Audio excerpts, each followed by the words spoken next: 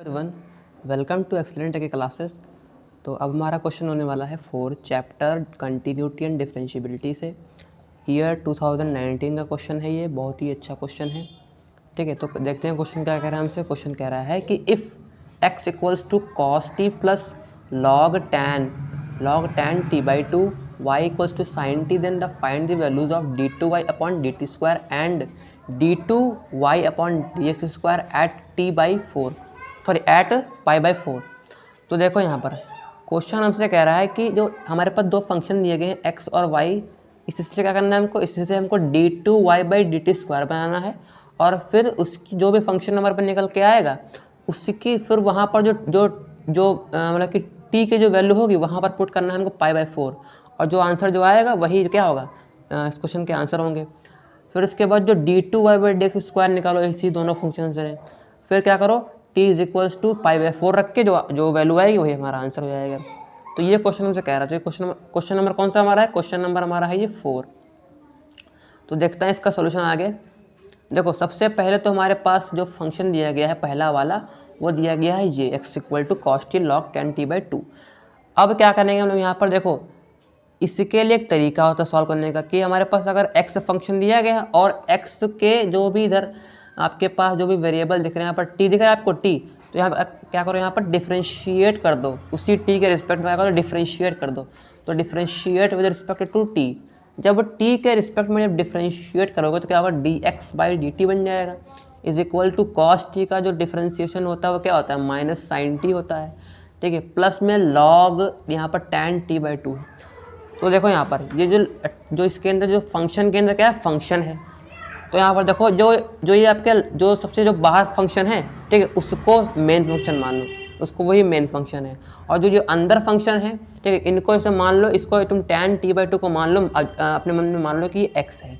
और हमको पता है कि log x का जो डिफ्रेंशिएशन जो होता है क्या होता है 1/x होता है। क्या होता है 1/x होता है।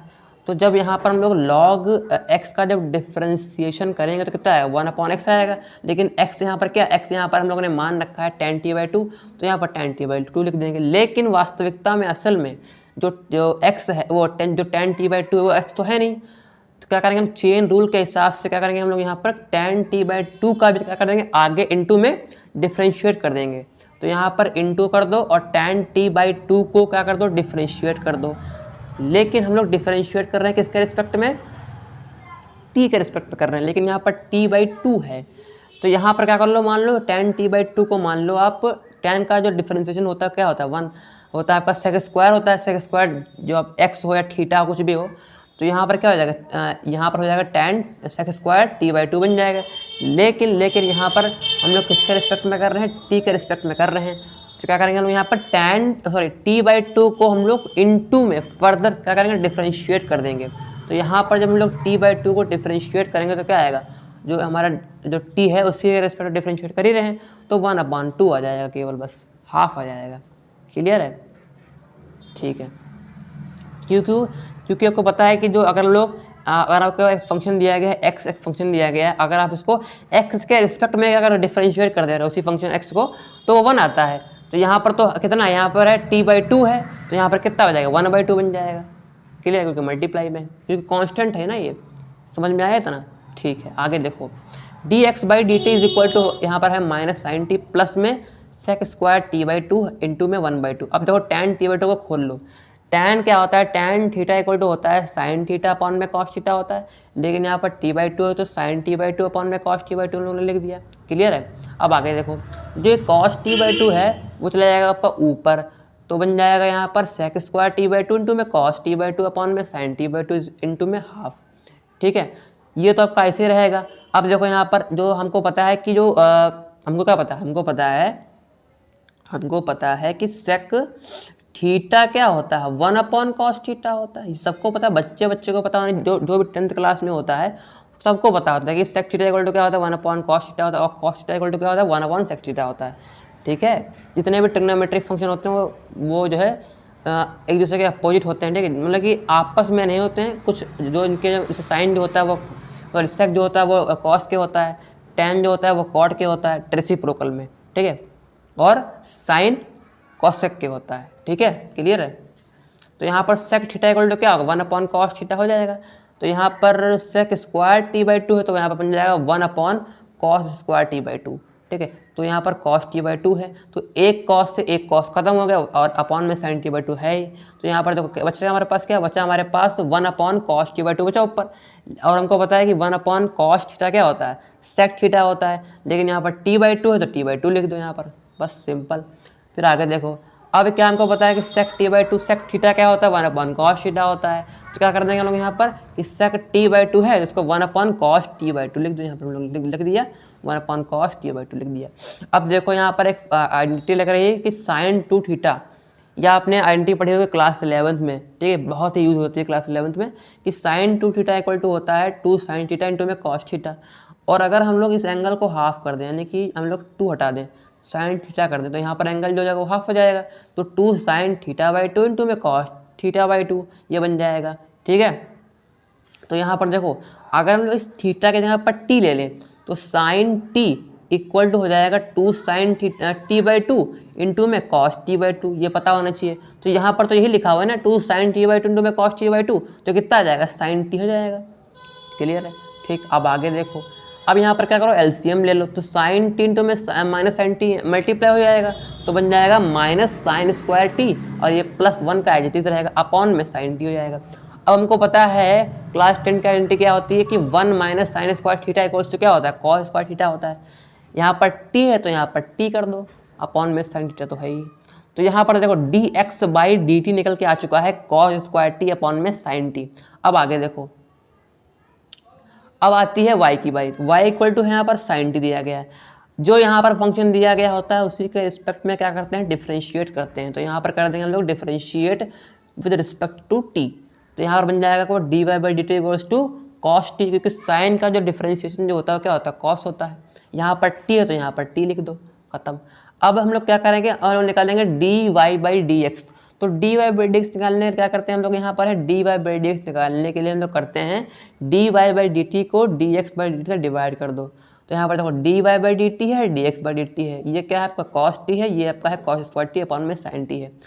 तो यहाँ पर देखो ये साइन चला जाएगा ऊपर, ये कॉस स्क्वायर टी, ये एक कॉस से खत्म हो जाएगा, बनेगा हमारे पास sine upon cos, sine T upon cos T क्या होता है, टैन टी बन जाएगा। तो यहाँ पर देखो D Y by D x हमारे पास निकल के आ चुका है टैन टी। अब हमको निकालना क्या है, हमको निकालना है d two y upon d x square.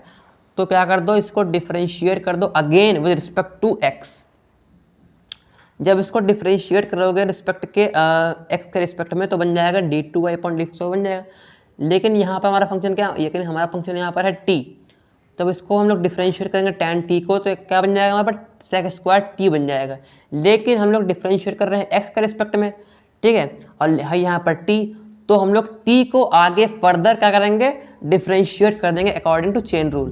तो ये बन जाएगा यहाँ पर हमारे पास D T by D X, ठीक है, D T by D X. तो यहाँ पर देखो सेक स्क्वायर टी। अब हमको पता है कि हम लोगों ने निकाल रखा है D X by D T, हम लोगों ने निकाल रखा है डी, ये देखो यहाँ पर D X by D T के वैल्यू यहाँ पर लिखी हुई है। ये क्या है आपके पास कॉस स्क्वायर टी अपॉन में साइन टी है, लेकिन हमको चाहिए क्या, हमको चाहिए D T by D X. तो इसको उल्टा कर दो, इसको उल्टा करोगे क्या आएगा, साइन टी अपॉन में कॉस स्क्वायर टी बन जाएगा।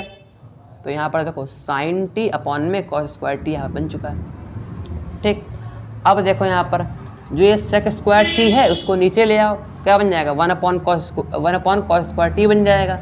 और जब ये कॉस स्क्वायर टी यहाँ पर भी, और कॉस स्क्वायर टी यहाँ पर भी, और कॉस स्क्वायर टी यहाँ पर भी, तो पावर क्या हो जाएंगे, ऐड हो जाएंगे, तो क्या बन जाएगा, कॉस 4t बन जाएगा।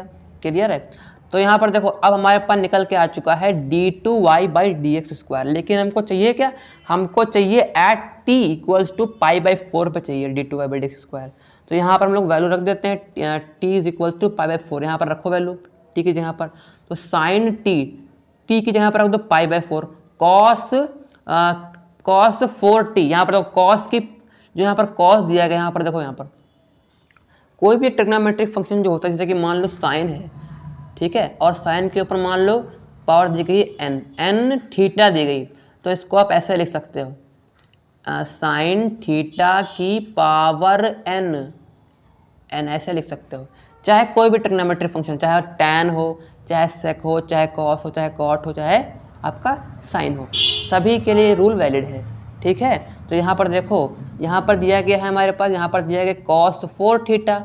तो हम लोग क्या कर सकते हैं, cos 4 थीटा के जहाँ पर हम लोग लिख सकते हैं कि cos 4t दिया गया है, तो हम लोग लिख सकते हैं cos t की पावर 4, और t की वैल्यू है कितनी, t की वैल्यू है हमारे पास π/4, तो π/4 की पावर 4।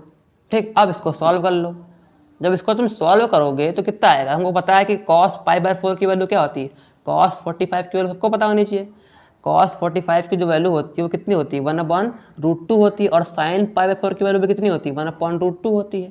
इसकी पावर 4 है, तो इसकी पावर क्या है, 4, तो पावर 4 लगा दी। तो यहाँ पर देखो, यहाँ पर 1/√2 है, और 1/√2 से खत्म हो जाएगा, एक नीचे बचेगा हमारे पास 3, कितना बचेगा हमारे पास, 3 पावर बचेगी। तो यहाँ पर देखो ये क्या आ रहा है हमारे पास, ये निकल के आ रहा है 1/में, इसको गौर से देखो, इसको समझो। 1/में दिया गया हमारे पास है 1/में 1√2 की पावर 3 बनना है, ये बनना है, ये पता होना चाहिए, बनना है। ठीक है, अब देखो क्या करेंगे हम लोग यहाँ पर, अब देखो यहाँ पर क्या करेंगे कि 1/में 1 ये हो गया, और √2 की पावर 3 कर दो इसको, क्योंकि 1 की पावर 3 क्या होता है, 1 ही होता है। 1 की पावर 3 क्या होता है, 1 ही होता है। अब क्या होगा, ये √2 की पावर 3 है, ये चला जाएगा ऊपर, तो क्या बन जाएगा, √2 की पावर 3 बन जाएगा। ठीक, और √2 की पावर 3 क्या होता है, 2√2 होता है, क्योंकि √2 को आप 3 बार लिख दो, √2 को आप 3 बार लिखो। जब आप √2 को 3 बार लिखोगे तो एक √2 बन जाएगा 2, और एक √2 आपका बच जाएगा, तो बन जाएगा आपके पास 2√2, कितना बन जाएगा आपके पास, 2√2 बन जाएगा।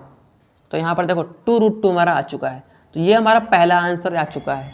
ठीक है, तो यहाँ पर देखो 2√2 हम लोगों ने निकाल लिया। अब हमको निकालना था d2y/dt²।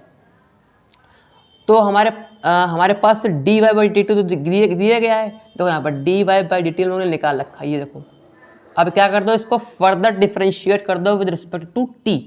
जब इसको तुम डिफ्रेंशिएट करोगे विद रिस्पेक्ट टू t, तो कितना आएगा, -sin t आ जाएगा, क्योंकि cos का जो डिफ्रेंशिएशन जो होता है वो कितना होता है, -sin होता है। तो यहाँ पर कितना आ जाएगा, -sin t आ जाएगा। अब रख दो वैल्यू, अब t = π/4 रख दो, तो यहाँ पर -sin π/4 = -1/√2। ये हमारा आंसर आ चुका है। तो ये हमारे 2 आंसर निकल के आ चुके हैं, एक ये वाला आंसर और एक ये वाला आंसर। ठीक है, तो आई होप आपको ये एक्सप्लेनेशन बहुत ही आसान, बहुत ही अच्छे समझ में आया होगा। ठीक है, कोई भी अगर डाउट हो तो आप कमेंट में पूछ सकते हैं। तो मिलते हैं हम लोग अपने नेक्स्ट वीडियो में नेक्स्ट क्वेश्चन के साथ में, तब तक के लिए गुड बाय।